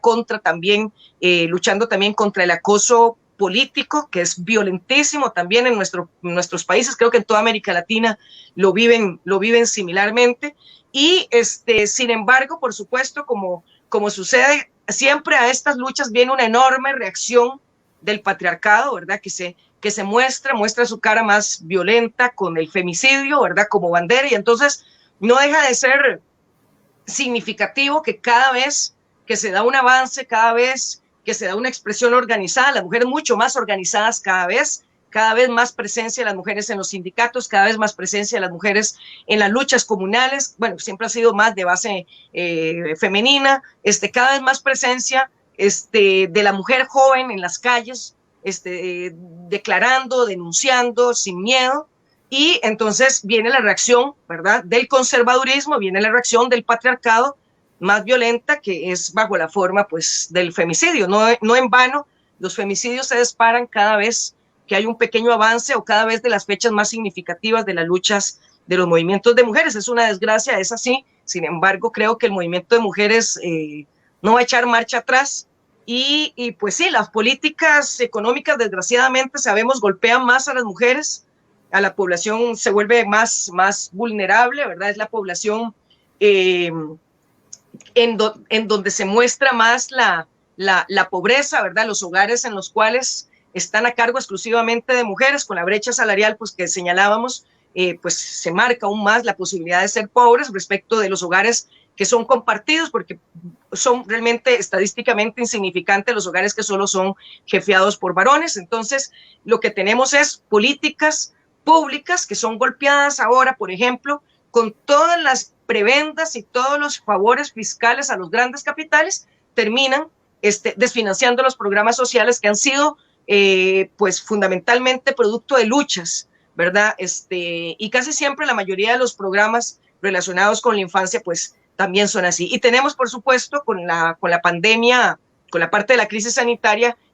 pues enorme el golpe también en el derecho de la niñez y la juventud al acceso a la educación, porque el sistema, digamos, fue insuficiente, digamos, el tiempo de reacción fue muy corto, y a pesar de que nosotros las telecomunicaciones siguen estando fundamentalmente en manos del Estado, no hubo la capacidad, ni hubo la voluntad política para garantizarle a toda la población el acceso al Internet y por lo tanto no desconectarlos del sistema educativo, y eso está marcando una brecha aún mayor entre ricos y pobres en Costa Rica, y una brecha mucho mayor en esa infancia que cada vez se ve más polarizada y que está siendo pues lanzada a las garras del neoliberalismo en su forma más brutal, ¿verdad? Eso es lo que estamos desgraciadamente viendo. Y quería referirme, no sé si estoy abusando del tiempo, muy rápidamente a dos preguntas que vi en el Facebook, hasta hace un momentito que pude ver, sobre el papel de la izquierda en el crecimiento del fascismo. Yo pienso que efectivamente hay una izquierda que ve romántica y acríticamente y científicamente todo lo popular, y que tiende a glorificar y a mitificar, que eso es falta de estudio en mi opinión, todo aquello que proviene de lo popular y que desgraciadamente está bajo la sombrilla de un control ideológico, y me parece que eso no ayuda, y que efectivamente el pensar que la gente porque está empobrecida, porque es víctima del sistema, necesariamente su pensamiento y sus acciones deben ser aplaudidas e impulsadas, independientemente que le esté apostando a la ultraderecha, es un error que lo he visto en algunos sectores de izquierda, no mayoritarios, pero sí hay un grado de responsabilidad. Hay también un grado de responsabilidad en tal vez no haber podido atajar algunos de estos movimientos en su surgimiento, aunque creo que todavía se está a tiempo para poder generar las articulaciones y los frentes suficientemente fuertes para poder empezar a contener ese crecimiento fascista en el país. Pero tampoco creo que deberíamos de caer en la autoflagelación, que también es muy común, ¿verdad? A la izquierda de los movimientos tendemos a sentirnos culpables y a vivir un poco a veces hasta nuestra militancia desde una perspectiva un poco judio-cristiana, ¿verdad? Y todo es culpa, ¿verdad? Todo aquello que no se logra, ¿verdad? En lugar de ser examinado científicamente, críticamente, a veces es nada más examinado desde la culpa. Y finalmente, doña Flora Fernández, que aprovecho a saludarla, que nos estaba viendo por lo menos hasta hace un momento, dice, bueno, la unidad ¿cómo? Bueno, la articulación siempre tiene que ser la bandera. No va a haber unidad homogénea, hay que abandonar los proyectos individualizantes, hay que apoyar los proyectos de carácter colectivo y, por supuesto, no desistir y construir la unidad y esa articulación desde la base. Yo creo que es lo único que podría decir en un minuto como trate de hacerlo. Muchas gracias. Muchas gracias. Bernardo quería aportar un poquito sobre la niñez, entonces le vamos a dar el chance. Sí, gracias a la pregunta del Círculo Bolivariano Yamilet López, y toca dos temas fundamentales. Ya Rocío abordó muchísimo el tema de la mujer, que tiene que ver, está súper relacionado con lo que es el cuidado y la niñez, que a la mujer se le recarga la cuestión del cuidado. Desde que se han venido todos los programas de ajuste estructural o desajuste estructural del país, se ha venido debilitando cada vez más los aportes económicos a todo lo que tiene que ver con la cultura, con el arte, con la juventud, con la niñez. En este caso de la niñez vemos cómo se han debilitado enormemente los presupuestos para los NC9.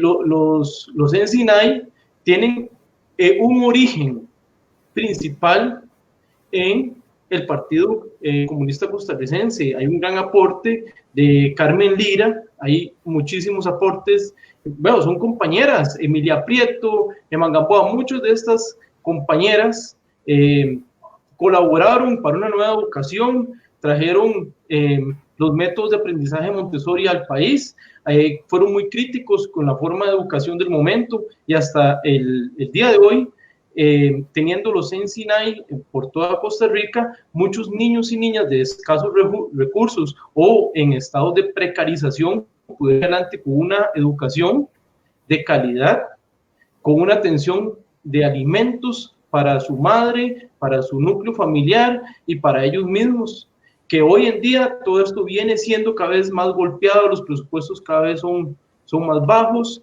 cada vez cuesta más la aprobación de presupuestos, han sido olvidados por completo las infraestructuras de los NC9 y vienen a meter un proyecto estrella a nombre de Laura Chinchilla, que viene a suplantar con un sistema semi-privado de cuidado a los NC9 que tienen un sistema de cuidado y de educación integral y de alimentación y psicológico y que están precisamente ubicados en zonas de riesgo social.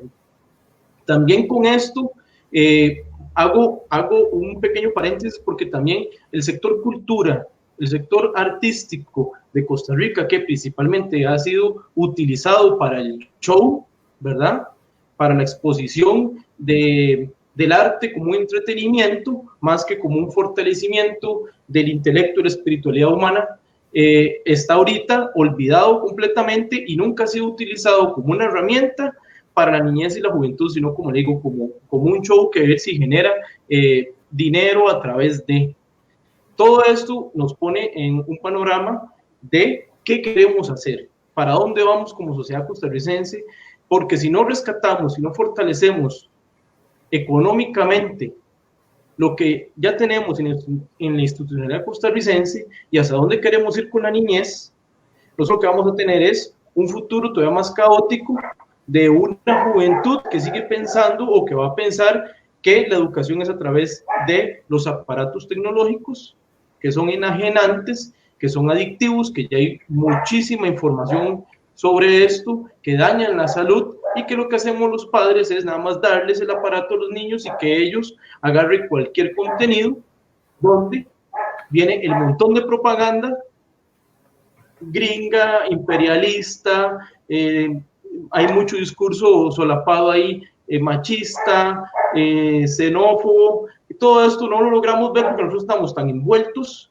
en sobrevivir que simplemente le damos la chupeta electrónica a los niños. El Estado se desinteresa por completo de eso porque está cediendo la educación a los medios tecnológicos.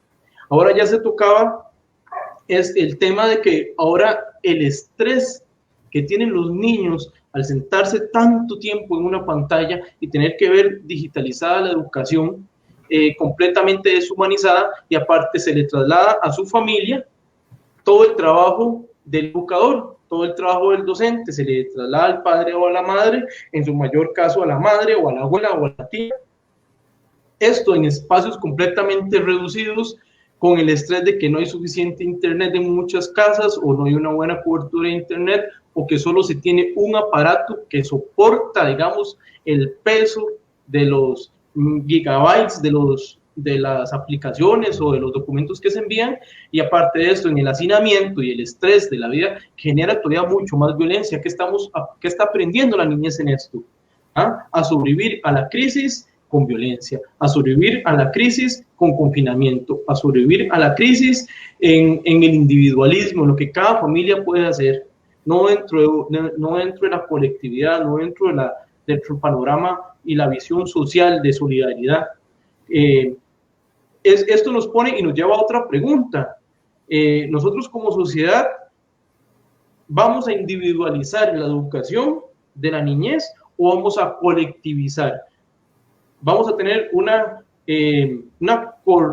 correspondencia todos con lo que es la educación, una corresponsabilidad todos y todas con lo que es la educación de nuestra niñez, y para esto tenemos que fortalecer las políticas del Estado y llegar a una gran discusión sobre estos temas. ¿Cuáles son las herramientas tecnológicas? ¿Cuáles son los contenidos? ¿Hacia dónde queremos ir como sociedad costarricense? ¿Hacia dónde queremos llevar a la niñez? Y todas aquellas políticas que están debilitando la institucionalidad de la educación pública están debilitando y están dañando enormemente a nuestra niñez, a nuestra juventud y a nuestro futuro y presente.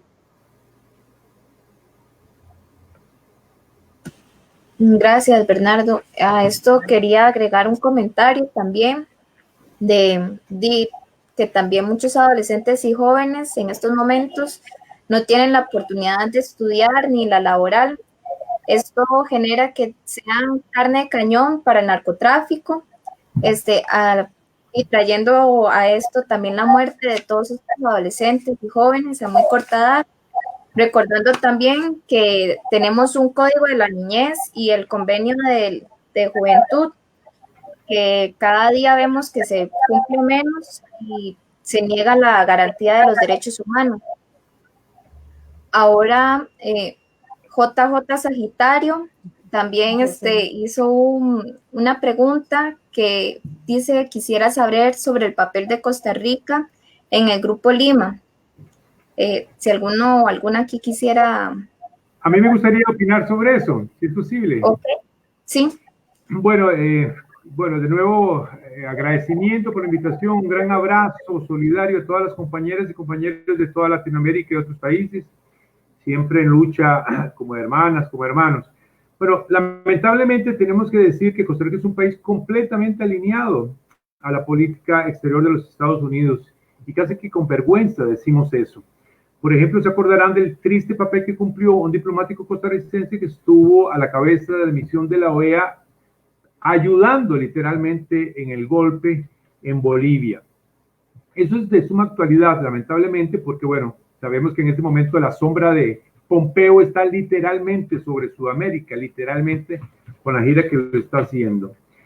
Pero tenemos que admitirlo, Costa Rica es un país completamente alineado a los Estados Unidos y tristemente se ha prestado para maniobras de carácter verdaderamente deplorable, como es el caso, ¿verdad?, con la hermana República de Venezuela, apoyando desde el primer momento al presidente absolutamente ilegítimo, Guaidó, a este personaje que realmente lo que hace, y sabemos muy bien, es participar en la destrucción de su propio país.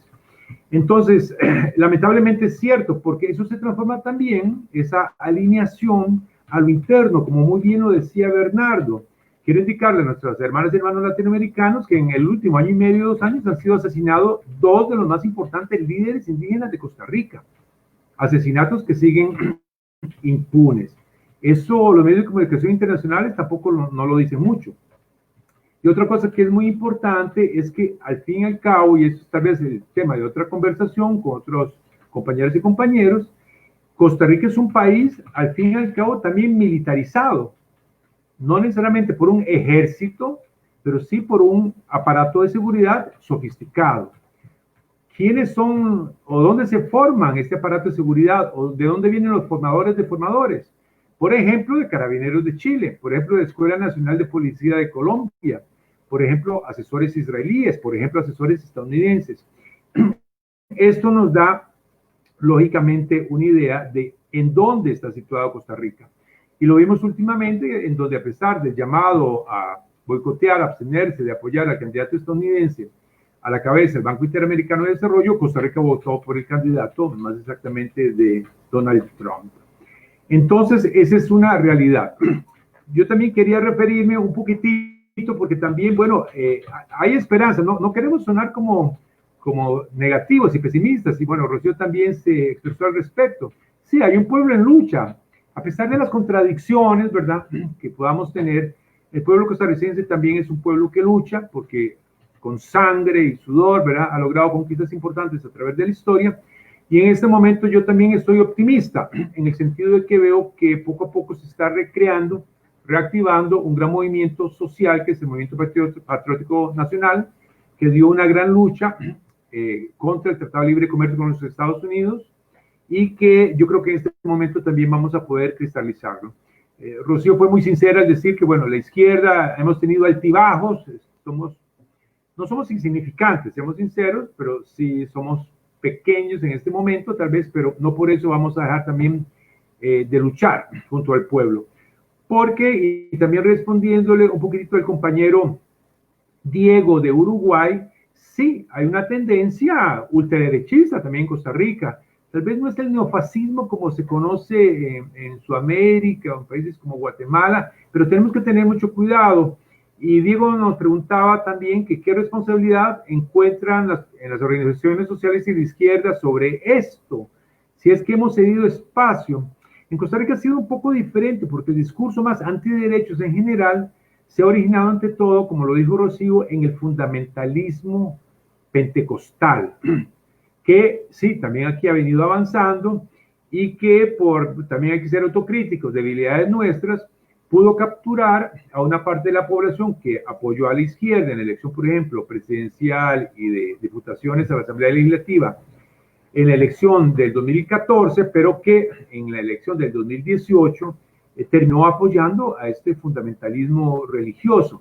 Sí, yo creo que como autocrítica hemos cedido espacio y tal vez hemos abandonado de estar un poco más en el campo con este proletariado y entre todo este precariado, porque eso es algo importante. Ahí también se refería Bernardo, o sea, dentro de la transformación de la estructura capitalista en nuestro país, son cada vez más las personas en el precariado y no en la formalidad proletaria, llamémosle así, lo que fragiliza muchísimo también todas estas relaciones. Pero bueno, estamos en la lucha con todas y todas ustedes, a quienes les expresamos también nuestro agradecimiento por la solidaridad y que es recíproca, por supuesto. Una pregunta por ahí también sobre lo del lavado de dinero de la droga. Bueno, un exministro de Hacienda, que ya no es, tuvo que salir también por decir eso, reconoció que el 22% de la economía de Costa Rica proviene del lavado de dinero de la droga. En febrero, antes de la crisis. Ahora no sabemos si es mayor o menor. A mí me da la impresión que tal vez puede ser hasta mayor, pero no hay datos como tan fidedignos en este momento.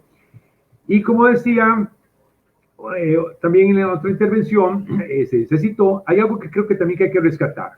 La importancia en este momento de la enorme solidaridad de ese 14% de los trabajadores y trabajadoras públicos, que sin esas personas en este momento habría una pobreza aún más generalizada. Hay una pequeñísima élite que son cuadros gerenciales de la burguesía dentro de los trabajadores públicos, pero la enorme mayoría, que son un poco más de 320,000 personas, son personas que tienen un salario muy normal, también a base de conquistas, pero que ahora maximalizan ese salario y esa solidaridad porque cada trabajador y trabajadora pública en este momento está apoyando mínimo a 4 personas más de su familia cercana, más nuclear o extensa, que han perdido el trabajo, han perdido los ingresos o que se verían en una situación de real miseria si no fuera por este apoyo.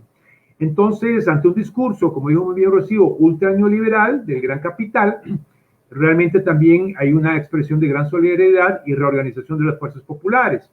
Porque hay una cosa que es también sumamente importante. Vean este dato. El 79% de la población costarricense en este momento trabajadora tiene menos ingresos que en febrero. Hay una enorme destrucción adrede de la pequeña y mediana industria. Bueno, esto lo conocemos bien, así es como funciona el modo de producción capitalista. Y precisamente también estos pequeños y medianos propietarios, que se perfila que hasta un 80% de esta pequeña y mediana industria sea destruida por este reseteo capitalista, en el caso de Costa Rica, se ven ahora ante otra realidad ideológica. Es un reto, sí, para Diego de Uruguay, porque sí, yo estoy de acuerdo también con Rocío, esa pequeña y mediana burguesía fácilmente puede caer en el discurso antifeminista, anti-comunidad sexualmente diversa, antiecologista, eso es algo muy importante, Y yo creo que como autocrítica un poco en el movimiento ecologista, hay compañeras y compañeros que no ven el enorme peligro de esta derechización potencial de la sociedad costarricense contra el mismo movimiento ecologista y contra el mismo medio ambiente. Hay una pregunta que queda abierta y era también la siguiente, perdón, porque también me parece esto importante en este reseteo capitalista, y esto lo citaba también Rocío. El gran capital está decidiendo que se acabó la Costa Rica que tenía al menos algo de clase media. Y ahora estamos dirigiéndonos en este momento hacia una Costa Rica de un 10% de población enriquecida y un 90% de la población empobrecida. Y no es una broma, y nos parece inclusive en Costa Rica como algo que era inimaginable, inclusive a principios de este año. Hay una pregunta que está rondando ahí también en el caso de Costa Rica y que si nos ayudan luego a ver cómo se come eso, es el default. Inclusive lo están indicando para aterrorizarnos. Y como decía muy bien Rocío y también Bernardo, para que la gente no se dé cuenta que hay otras alternativas ante esas propuestas del gran capital, de la gran burguesía. Muchísimas gracias. Muchas gracias, Gabriel. Bueno, me parece que Luis Fidel, que está aquí en cabina, también quería hacer un comentario o pregunta. Le podemos dar chance y la palabra, y o si Rocío y Bernardo también quisieran comentar algo más, también le podemos dar el espacio. Solo quería comentar sobre los paralelismos que veo entre la situación de Costa Rica y más bien pues la que vemos nosotros en Puerto Rico y la que hemos estado discutiendo en otros foros de Panamá y los demás países, Bolivia. Entre, por ejemplo, lo de Honduras, Puerto Rico con las privatizaciones, ¿no? Estamos viendo también este cambio en las familias, para mirarnos, ¿no? Más bien un poquito más afuera del ombligo y comenzar a vernos de cara unos a otros. Estos ajustes que se traen en las casas ante la situación de la educación, ¿no? Las jornadas laborales a distancia, remoto, que trae también unos problemas de violencia en el hogar. La precarización también, tengo que mencionarlo, de las compañeras, sobre todo, con no doble jornada, triple jornada. Lo discutían en Puerto Rico hace poco en un foro del Frente Socialista que hicieron público a través del internet también, muy interesante.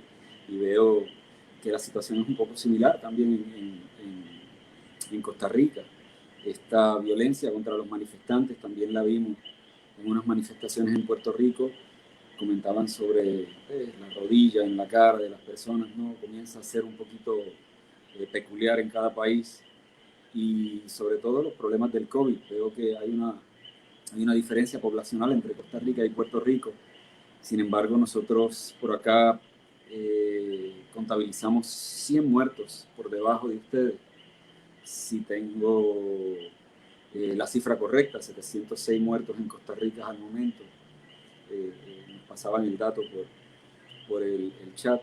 Nosotros tenemos 105, con unos 40.993 casos tenía anotado acá en Puerto Rico y unos 63.000 casos en Costa Rica. Veo este problema de la privatización de las instituciones públicas como algo estratégico de ellos dentro de esta pandemia, ¿no? En vez de ser unas actitudes discutidas con el pueblo, al ser tan importantes, son unas instituciones estratégicas, como mencionaba la compañera. Y sobre la educación, el impacto que va a tener ese tipo de trabajo en los niños, ¿no? Tanto en su alfabetización como en la socialización de ellos. La familia se está viendo bien afectada en esos procesos. Hay una desmoralización también que estamos viendo que mucha gente tiende a aceptar este tipo de movidas gubernamentales, sobre todo esta socialización de la deuda que a la larga nos va a terminar a nosotros endeudando como pueblo. Y lo estoy viendo también en Costa Rica, según estoy escuchando el conversatorio. Es muy interesante que siempre esos fondos terminan siendo mal utilizados y nosotros terminamos con una deuda cada vez más grande. El caso de Puerto Rico es bien peculiar porque nosotros no tenemos acceso al Fondo Monetario Internacional por ser una colonia, pero sí tenemos, ellos buscan siempre la manera de endeudarnos, ¿no? Y esperamos que bueno, otra cosa que quería comentar también es la baja participación sindical en los sectores privados. Veo que eso es bien similar a Puerto Rico. Nosotros tenemos ese mismo problema acá y vemos que es un sector que tenemos que trabajar desde el punto de vista de la izquierda también. Quería tratar de puntualizar también sobre las protestas, ¿no? Lo difícil que se está haciendo a nosotros manifestarnos en las calles. Si bien era difícil anteriormente, ahora se está haciendo mucho más difícil. Y yo quisiera denotar también para los compañeros de Puerto Rico que nos ven todos estos paralelismos, todas estas similitudes que tenemos con Costa Rica, ¿no? No es simplemente el nombre nada más que tenemos parecido, sino que también estas situaciones nos están impactando de una manera bien similar. Tenemos unos retos bien grandes, es muy enriquecedor la conversación que hemos tenido con ustedes porque la verdad que nos pone, como decía la compañera y el compañero, a mirarnos fuera del ombligo, ¿no? Porque ese tipo de situación también está sucediendo en Uruguay, como me comentaba Diego anteriormente, también está sucediendo en Puerto Rico. Tendemos a mirarnos para adentro nada más y estamos viendo que esta estrategia está siendo brutalmente aplicada en todos los lugares con condiciones un poco distintas en algunos lugares, ¿no? Hay unos golpes de Estado en algunos lugares y en otros pues hay unas pinceladas de estabilidad, como bien decíamos al principio y promocionábamos con lo de Costa Rica, que verdaderamente no nos deja ver un poquito más allá. Les agradezco verdaderamente a Rocío y a Gabriel todo este tipo de información que nos han brindado. Ha sido nuevamente crucial para que nosotros analicemos las realidades de nosotros. Y simplemente pues quería hacer ese comentario para que los que nos están observando comiencen a mirar sus países.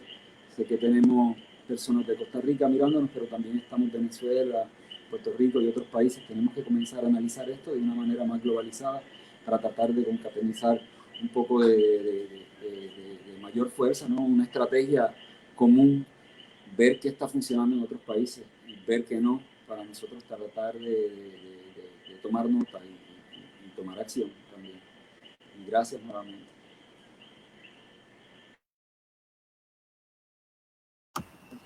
Gracias, Luis Fidel.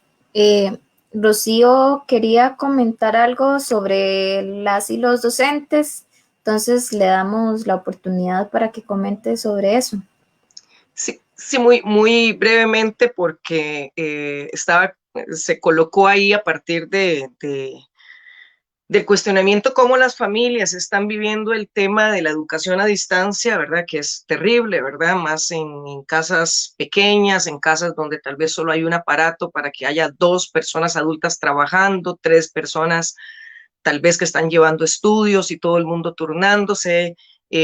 Bueno, es brutal, ¿verdad? Tal vez sin los recursos adecuados, pero también ha habido, digamos, sistemáticamente esta crisis también ha sido aprovechada para golpear al sector docente, que particularmente en Costa Rica, el sector del magisterio, dio una enorme lucha, enorme lucha, no la dio solamente, ¿verdad? O sea, aisladamente de otros movimientos sociales, pero fue el movimiento que más se sostuvo en la lucha contra el paquete fiscal que vino a crear las condiciones de la tormenta perfecta que estamos viviendo.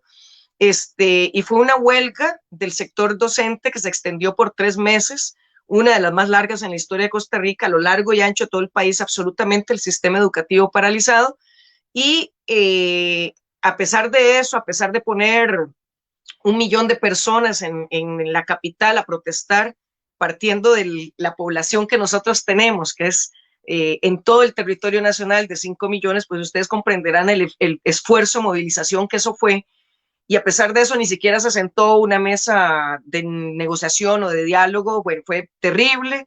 Y todo el año 2019 fue sistemáticamente de golpear al sector docente en su espacio de trabajo, a tratar de humillarle, a precarizar aún más sus condiciones de trabajo.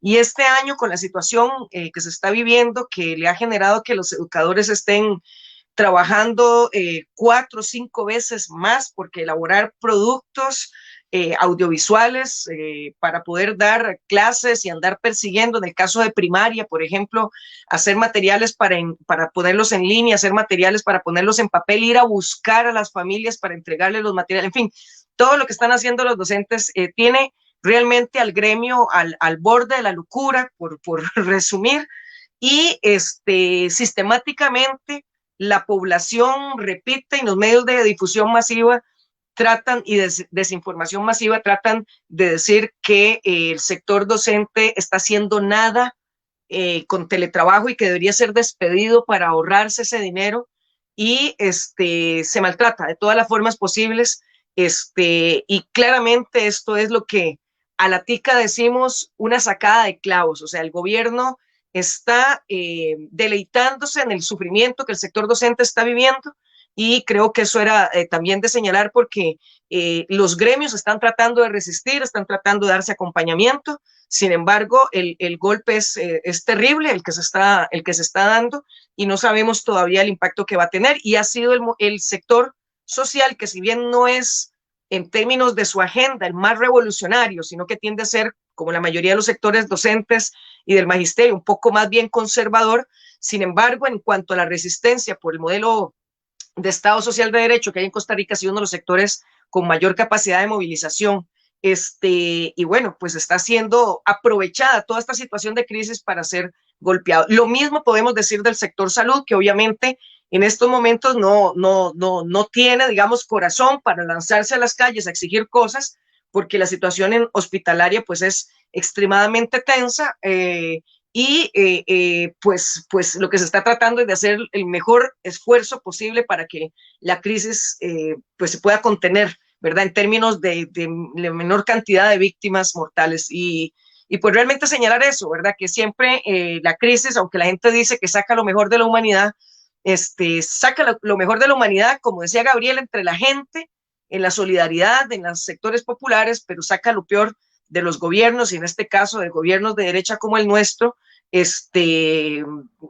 ha sacado lo peor, ¿verdad? Aprovechando la crisis sanitaria exactamente para dar la mayor cantidad de pasos posibles a golpear el movimiento popular y avanzar en su agenda neoliberal. Gracias, Bernardo. También quisiera comentar algo. Sí, digamos, con la intervención que hacía el compañero Luis Fidel, sí, por supuesto, tenemos realidades, similitudes, compartimos esas luchas, compartimos esas necesidades y compartimos también esas dificultades, porque precisamente todos los países latinoamericanos venimos de un proceso histórico colonial. Bueno, Puerto Rico es una colonia todavía. Estamos en un proceso también nosotros de colonización, colonizados por los empréstitos del Banco Mundial, del Fondo Monetario. Estamos colonizados también de una manera cultural, pensamos colonialmente, y es un sistema patriarcal y capitalista, y por eso, como decíamos y hemos estado repitiendo, que este reseteo de la crisis del capital nos está aplicando indiferentemente todas las mismas normas para que desmovilizarnos lo mayor que podamos y desmoralizarnos. Hay un comentario en el Facebook de doña Flora Fernández que es muy atinado con lo que estaba diciendo Rocío, que dice: los educadores no están de brazos cruzados, han debido doblarse a trabajar por internet, aumentar la velocidad de la señal de internet y pagar más sin que los reconozcan nada a cambio. Esto ya no es ni siquiera es explotación, esto ya supera en demasía lo que es la explotación, tanto a los educadores, educadoras, como al sector de la salud, a los que trabajan en el sector de la salud. Y esto está llevando a estas poblaciones a crisis enormes, que de no hacer algo a tiempo nos vamos a quedar sin las personas que están sosteniendo mucha de esta crisis. Ahora, pongámonos a pensar que la mayoría de docentes en el país son mujeres, y que parte ahora están en sus casas, y que muchas están con sus parejas desempleadas en situación de de violencia, y aparte que tienen que lidiar con las situaciones de violencia de sus alumnos, tienen que lidiar con toda la carga en sus hogares, de todo lo que ha explicado Rocío, más de los quehaceres que tiene que hacer, y darle soporte a su hogar en sentidos tecnológicos, ¿verdad? O sea, y todo esto no lo estamos viendo, y todo esto sumado a que todos estos docentes vienen con una desmoralización del último movimiento y de los últimos años, donde han venido diciendo exactamente eso, que los docentes, que el sector público es el culpable de la crisis fiscal de este país.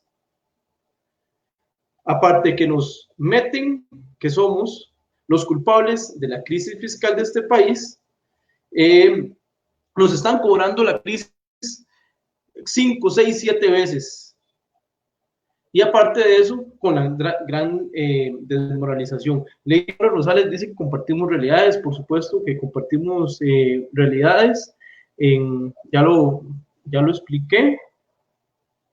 Y esas realidades, conforme se apliquen el modelo costarricense con éxito en otros países, pues se va a empezar a multiplicar en otras nuevamente en Latinoamérica, donde se ha tratado de recuperar, donde se ha avanzado en materia social, donde se ha avanzado en buscar estados más democráticos, en estados más plurales, en fortalecer la institucionalidad y una democracia más participativa. En todos esos países lo que se está buscando es un retroceso, detener esos avances sociales, y ahí es donde está jugando un papel fundamental Costa Rica, como ya hablaba Gabriel.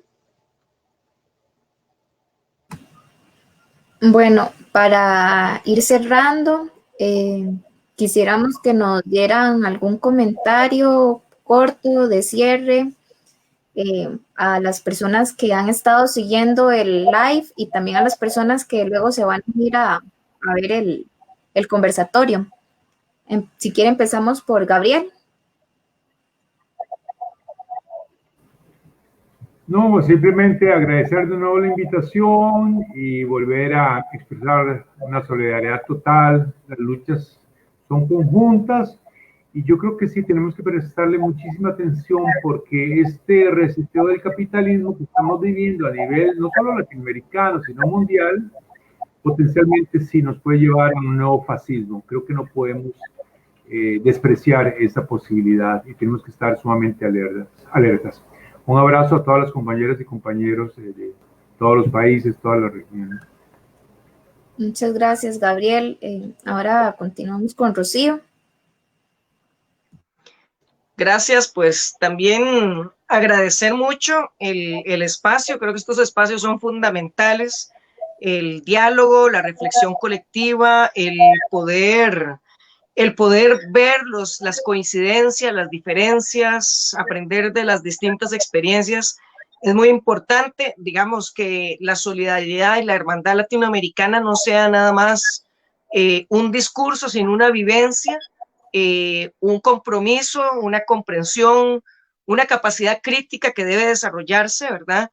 Y creo que este tipo de espacios son fundamentales para lograr eso. Digamos, no solo los espacios formales, solo los espacios de representación específica, sino el espacio en donde se puede compartir, se puede conversar, y agradezco por eso mucho al colectivo de la Patria Grande. Gracias. Y para finalizar con Bernardo. Bueno, agradecer enormemente este esfuerzo colectivo de compañeros y compañeras que a nivel latinoamericano sacan su tiempo, sacan su voluntariado para construir este espacio, para dialogar, en diferentes horarios, con diferentes realidades, con muchas carencias, porque muchos compañeros y compañeras que están aquí viven realmente carencias tecnológicas, carencias económicas. Muchos de los que habitan en países que están en este momento con bloqueo, como Venezuela, con un ataque sistemático, compañeros que están en Bolivia, con un proceso de una dictadura, donde están en un proceso electoral, donde están siendo atacados y perseguidos y perseguidas. Entonces, crear un esfuerzo como este tiene un gran valor, tiene un gran esfuerzo. reafirmar el internacionalismo de los pueblos, creer firmemente en la organización popular. Sin organización popular y sin estudio no podemos avanzar como población. Realmente seguiremos pifiándola, como decimos aquí en Costa Rica, seguiremos abandonando procesos, muchas veces frustrados, y no abandonar la perspectiva de la lucha de clases. Para mí ese es el mensaje fundamental. No es anacrónico para nada. En este momento, las mismas circunstancias históricas nos lo están revelando. Y bueno, un gran abrazo a todas y todos. Agradecer enormemente la colaboración de Rocío Alfaro y de Gabriel Rivas, de María y de Luis Fidel y todos los compañeros, Laura, que no la vemos, pero que está detrás, ahí en controles. Y una cosa más que quiero agregar, lo bueno de esta pandemia, de la virtualización, es que hemos utilizado mejor las plataformas virtuales para la organización y para la información, pero que esto no sustituya la organización presencial, que esto no sustituya la humanización de la lucha, que esto no sustituya la humanización de la conciencia popular.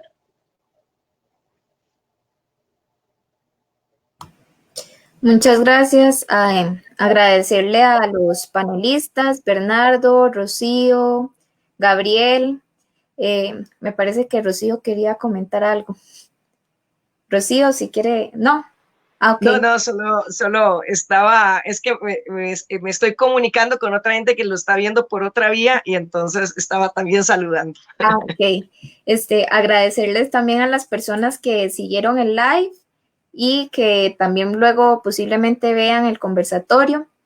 Agradecerles y saludar al Colectivo Revolucionario Plurinacional de Bolivia, al Periódico Digital Insurgente, la Cátedra Más Allá y al Círculo Bolivariano Yamile López por estar también conectados y conectadas. Y queríamos terminar también con un comunicado en apoyo al territorio Conojú de Chinaquichá, que es territorio indígena del país, de Costa Rica, y dice así el comunicado.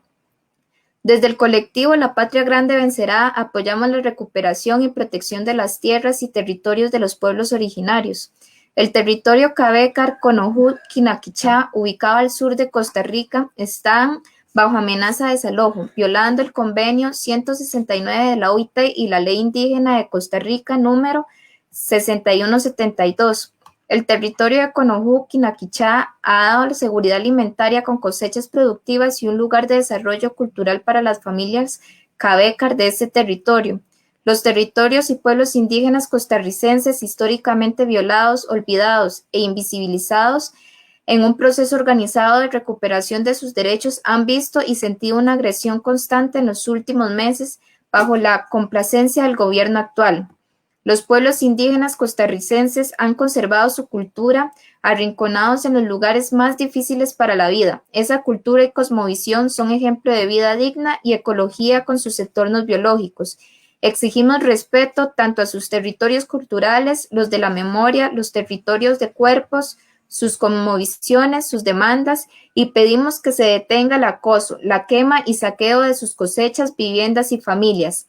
Pedimos justicia para Sergio Rojas y Jerry Rivera, muertos en la lucha y defensa de sus pueblos.